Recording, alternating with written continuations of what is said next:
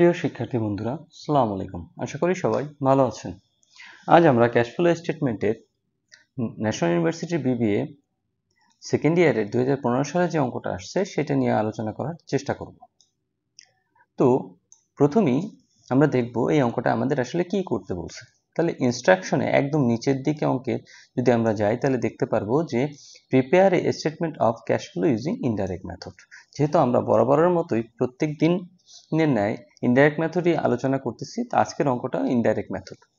তো ইনডাইরেক্ট মেথডের শুরুতেই যদি আমরা দেখি, এখানে ক্যাশের কথা বলা আছে।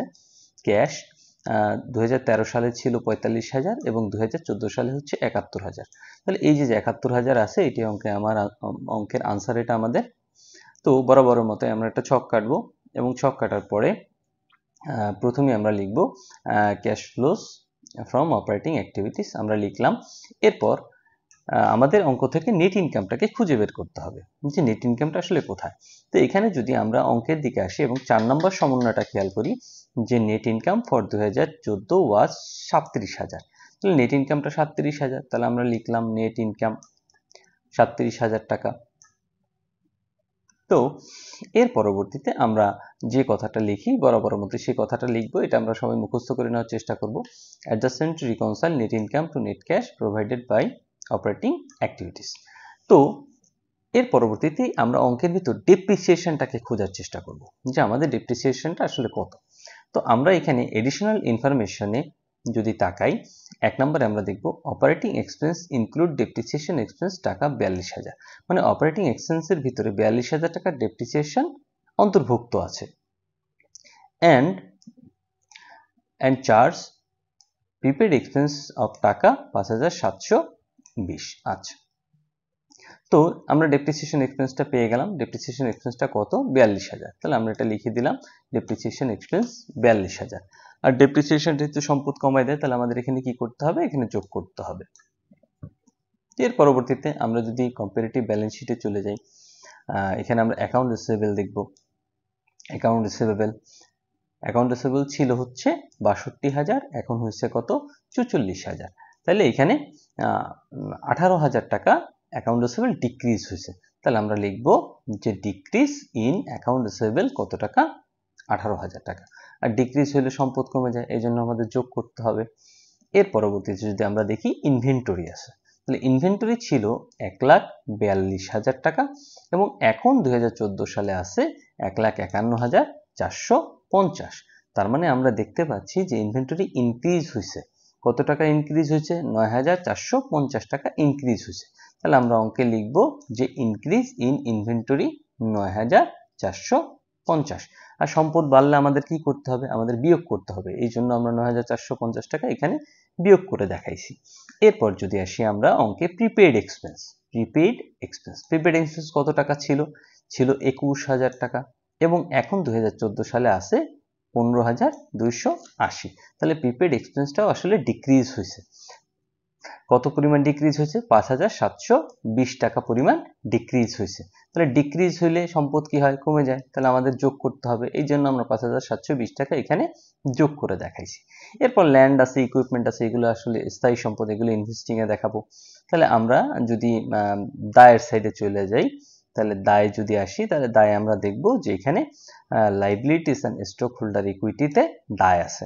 কত টাকা দায় আছে? প্রথমে দেখব অ্যাকাউন্টস পেয়েবল কত টাকা আছে? অ্যাকাউন্টস পেয়েবল ছিল হচ্ছে 40,000 টাকা, এখন হয়েছে 47,730। তাহলে অ্যাকাউন্টস পেয়েবল বাড়ছে। তাহলে দায় বাড়লে আমরা কি করি? দায় বাড়লে আমাদের যোগ করতে হয়। তাহলে আমরা এখানে লিখছি যে অঙ্কের সলিউশনে যে ইনক্রিজ ইন অ্যাকাউন্টস পেয়েবল 7,730, আর দায় বাড়লে যোগ করতে হয়, এই জন্য আমরা এখানে যোগ করে দেখাইছি। এরপর বন্ডস পেয়েবল, কমন শেয়ার, এগুলো স্থায়ী দায়। এখন এখানে আসলে অপারেটিং এ নেওয়ার মতো যদি আর কিছু থেকে থাকে তাহলে সেটা আমরা দেখব কোথায়? সেটা অবশ্যই আমরা সমন্বয়ে দেখব। দেখি আমরা সমন্বয় অন্য কিছু আছে কিনা নেওয়ার মতো। এখানে আমরা যদি 5 নাম্বার সমন্বয়টা পড়ে দেখি, 5 নাম্বারটা বলছে ইকুইপমেন্ট ওয়াজ পারচেজ ফর টাকা 95,000 ক্যাশ। মানে নতুন করে ইকুইপমেন্ট কেনা হয়েছে কত? 95,000 টাকা। In addition equipment costing 22,000 with a book value of টাকা 10,000। মানে এখানে আরো 22,000 টাকার ইকুইপমেন্ট আছে এবং যেটার বুক ভ্যালু ছিল 10,000 টাকা, কিন্তু এই 10,000 টাকার জিনিসটাকেই আবার বিক্রি করা হয়েছে কত, 6,000 টাকা। তাহলে 10,000 টাকার জিনিসকে যদি আমরা 6,000 টাকায় বিক্রি করি তাহলে অবশ্যই আমাদের কি হয়েছে, লস হয়েছে। তাহলে কোনো স্থায়ী সম্পদ ক্রয় বিক্রয় জনিত লাভ লোকসান আমরা কোথায় নিব, অবশ্যই অপারেটিং এ নিব। তো এই জন্য আমরা এখানে লিখেছি loss on sale of equipment. তাহলে 10,000-এর জিনিস 6,000-এ বিক্রি করছি, কয়েক টাকা লস হয়েছে, 4,000 টাকা লস হয়েছে। তাহলে 4,000 টাকা লস হলে অবশ্যই সম্পদ কমাই দিছে, এবং সম্পদ কমাই দিলে আমাদের কি করতে হবে, যোগ করতে হবে। তাহলে অপারেটিং এ আসলে নেওয়ার মতো যতগুলো এন্ট্রি আমাদের ছিল সবগুলো আমরা নিয়ে ফেলেছি। এবার এইগুলো সবগুলোকে আমরা যোগ বিয়োগ করব। যোগ বিয়োগ করার পর আসছে 68,000 টাকা, এবং উপরে আমাদের নেট ইনকাম ছিল 37,000, এবং 37,000-এর সাথে 68,000 যোগ করলে 1,05,000 হয়। তাহলে 1,05,000 অবশ্যই প্লাস, তাই আমরা লিখলাম net cash provided by operating activities. এর মাধ্যমে আমাদের অপারেটিং অ্যাক্টিভিটিসের যে এন্ট্রিগুলো নেওয়ার কথা ছিল সবগুলোই আমরা নিয়ে ফেলেছি। প্রিয় শিক্ষার্থী বন্ধুরা, ন্যাশনাল ইউনিভার্সিটির বিবিএ এমবিএ সকল সাবজেক্টের পরবর্তীতে আপডেট পেতে এই ভিডিওটিতে লাইক করুন, চ্যানেলটি সাবস্ক্রাইব করুন এবং বেল বাটনে ক্লিক করে রাখুন। এখন আমরা যদি আবার অঙ্কের দ্বিতীয় পার্টে আসি, cash flows from investing activities. তাহলে ইনভেস্টিং অ্যাক্টিভিটিস যায় কি, সব স্থায়ী সম্পদের ক্রয় বিক্রয় জনিত হ্রাস বৃদ্ধি জনিত লেনদেন। তো প্রথমে যদি আমরা অঙ্কে 2 নম্বর সমন্বয়টা পড়ে দেখি, এখানে লেখা আছে land was sold for cash at book value. তাহলে ল্যান্ডকে আমরা কি করছি, বিক্রি করে দিয়েছি। তাহলে যদি আমরা অঙ্কের দিকে তাকাই তাহলে আমাদের অ্যাসেট সাইডে চলে যাব। আমরা অ্যাসেট সাইডে যদি দেখি ল্যান্ড ছিল কত, 1,30,000 টাকা, এখন ল্যান্ড আছে কত, 1,05,000। তাইলে ল্যান্ড যেহেতু 25,000 টাকা ল্যান্ড কমে গেছে, তার মানে আমরা ল্যান্ডকে কি করেছি, ল্যান্ডকে অবশ্যই আমরা বিক্রি করে দিয়েছি, আর বিক্রি করার কারণে ল্যান্ডের পরিমাণ কমে গেছে। তো সেটাই আমরা অঙ্কে দেখাবো যে সেল অফ ল্যান্ড কত টাকার ল্যান্ড বিক্রি করেছি, 25,000 টাকার ল্যান্ড আমরা বিক্রি করে দিয়েছি। এবং একটু আগে যে সমন্বয় নাম্বার 5টা আমরা পড়েছিলাম যে আমরা ল্যান্ডকে 10,000 টাকার ইকুইপমেন্টকে 10,000 টাকার ইকুইপমেন্টকে 6,000 টাকা কি করেছি, বিক্রি করে দিয়েছি। তাহলে সেটা আমরা লিখবো যে সেল অফ ইকুইপমেন্ট কত টাকা, 6,000 টাকা। তো বিক্রি করলে অবশ্যই আমাদের টাকা আসে, এই জন্য আমাদের টাকাকে কি করতে হবে, যোগ করতে হবে। এবং সমন্বয় নম্বর 5-এ যদি আমরা আবার যাই, গিয়ে যদি দেখি যে এখানে ইকুইপমেন্টের কথা বলা ছিল যে ইকুইপমেন্ট ওয়াজ পারচেজ 95,000। তাহলে ইকুইপমেন্ট আমরা পারচেজ করছি কত টাকা, 95,000 টাকা। তাহলে আমরা লিখবো পারচেজ অফ ইকুইপমেন্ট। তাহলে ইকুইপমেন্ট পারচেজ করলে কি হয়, ইকুইপমেন্ট পারচেজ করলে টাকা চলে যায়, এই জন্য আমরা এখানে মাইনাস করলাম 95,000 টাকা, এবং এই তিনটাকে যোগ বিয়োগ করে আমাদের টাকা আসছে -64,000 টাকা। আর আমরা জানি মাইনাস থাকলে আমরা ইউজড কথাটা লিখি, ইউজড। তাহলে আমরা পুরো কথাটা লিখলাম কি, net cash used by investing activities. এর মাধ্যমে অঙ্কের দ্বিতীয় পার্টটাও আমরা সমাধান করলাম। এরপরে যদি আসি আমরা অঙ্কের তৃতীয় পার্টে, যে cash flows from financing activities.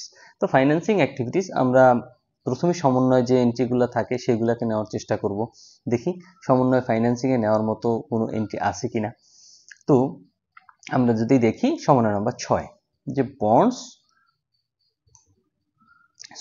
সমন্বয় নাম্বার 3টা যদি আগে একটু খেয়াল করি আমরা, যে ক্যাশ ডিভিডেন্ড অফ টাকা 15,000 ওয়ার পেড, ক্যাশ ডিভিডেন্ড পরিশোধ করে দিয়েছি। তাহলে আমরা লিখলাম পেমেন্ট অফ ক্যাশ ডিভিডেন্ড, আর পেমেন্ট করলে আমাদের কি হয়, টাকা চলে যায়, এই জন্য আমরা এখানে মাইনাস করে দিলাম 15,000 টাকা। এরপর সমন্বয় নাম্বার 6 বলছে bonds converted at face value by issuing 40,000 share টাকা 1 পার ভ্যালু কমন স্টক। এটা আসলে আন্ত লেনদেন হিসেবে, মানে উভয়মুখী লেনদেন হিসেবে বিবেচিত হয়।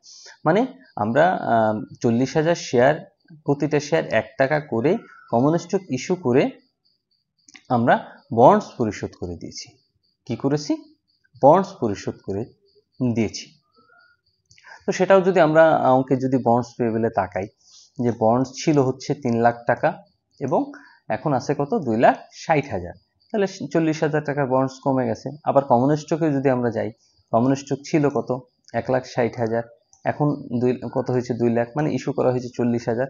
মানে বন্ডসকে আমরা কমন স্টক ইস্যুর মাধ্যমে পরিশোধ করে দিয়েছি, মানে আমার একদিকে 40,000 টাকা এসেছে এবং অন্যদিকে 40,000 টাকা পরিশোধ হয়েছে। তো এটা কন্ট্রা এন্ট্রির মতো আর কি, ইন্টার ট্রানজাকশন হিসেবেই বিবেচিত হয়, আন্ত লেনদেন হিসেবে, এই জন্য আমরা এটা দেখাবো না। তো আমাদের এখানে এই 15,000 টাকা আমরা নিয়ে আসলাম। তো নিয়ে আসার পরে তাহলে এটা মাইনাস আছে, তাহলে মাইনাস থাকলে আমরা কি লিখি বরাবর মতো, net cash use by financing activities, সেটা আমরা লিখলাম যে net cash use by financing activities. এরপর এই টাকাটা মানে 1 নম্বরে, 2 নম্বরে আর 3 নম্বরে, এই 3টা টাকা যদি আমরা যোগ বিয়োগ করি আমাদের প্লাস টাকা আসে। কত টাকা? 26,000। তাহলে প্লাস টাকা আসলে আমরা লিখবো net cash increase in cash. কত টাকা? 26,000 টাকা। এরপর আমরা ক্যাশের যে বিগিনিং ব্যালেন্সটা ছিল, এই যে এখানে ক্যাশের বিগিনিং ব্যালেন্সটা যে ছিল 45,000 টাকা, ওইটা আমরা কি করব, এখানে এনে যোগ করব। তাহলে cash at beginning of period 45,000 টাকা আমরা দেখিয়ে দিলাম। তাহলে 45,000 টাকা যদি আমরা উপরে 26,000-এর সাথে যোগ করি, তাহলে আমাদের টাকা আসে কত? 71,000 টাকা। 71,000 টাকা মানে ক্লোজিং ক্যাশ ব্যালেন্স। তো আমরা বলেছিলাম অঙ্কের শুরুতেই আমাদের যে ক্যাশ টাকাটা আছে, শুরুতেই বলেছিলাম এই যে ক্যাশ টাকাটা আছে 71,000 টাকা, এটাই আসলে আমার অঙ্কের উত্তর। তাহলে আমাদের অঙ্ক এখানেই সমাধান সমাপ্ত হলো। কারো যদি কোনো কোশ্চেন থাকে অবশ্যই কমেন্ট বক্সে কমেন্ট করার চেষ্টা করবেন। ধন্যবাদ সবাইকে। আসসালামু আলাইকুম।